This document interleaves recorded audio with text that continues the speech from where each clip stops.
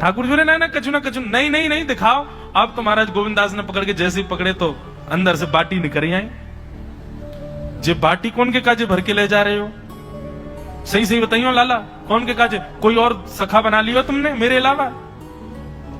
गोविंददास जी बाहर गए, बाहर जाकर के देखा तो एक वृक्ष के पीछे वो झाड़ू लगाने वाला बैठा था।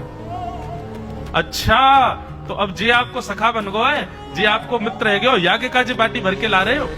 ठाकुर जी के अच्छा, अरे भैया ठीक है, अब तू सबंत कह मत दियो कि मैं या के संग आयो, या के संग खेलूं। अरे बेचारो बड़ो प्रेम करे मुते, ये भूखो बेचारो, मैंने सोची या के काजे बाटी ले चलूं।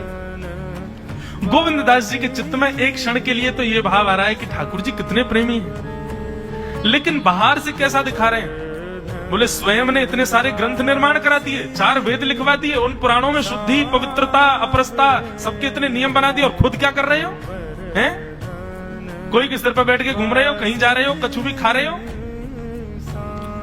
ठाकुर जी बोले अब ये सब नियम तो मानवन के लिए है ना, हम तो जय जय हैं, हम थोड़ी करेंगे इन नियमन को। बोले चुपचाप चलो और आचमन करो, शुद्धि करो, तब जाइयो मंदिर में। वहीं गोविंद कुंड के पास में गोविंददास जी ने जबरदस्ती ठाकुर जी बैठा दिए। बोले हाथ में जल ले। ठाकुर जी जल लेकर के बैठे। बोले अब करो, अपवित्र पवित्रो वा सर्वावस्थांगतो विवा।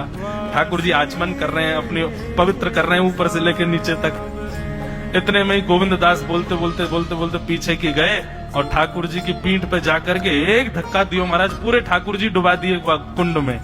ठाकुर जी पूरे ऊपर से नीचे तक भीज गए। ठाकुर जी दारी के तेरी शिकायत करूंगा, गुसाई जी तक कहूंगा तू ऐसे करे मेरे संग। गोविंददास बोले मैं बता दूंगा तुम कौन कौन के कंधान पे चढ़ के घूमो। आप मंदिर के लिए इतना नियम बना रखो है, नहा के आओ, धो के आओ, हाथ पाम खासा करके आओ, और कुछ अपवित्र वस्तु मत छीलेना, अपरस में रहना, गीला वस्त्र तन पे होना चाहिए। आपकी सेवा के लिए इतने नियम, और खुद क्या कर रहे हो?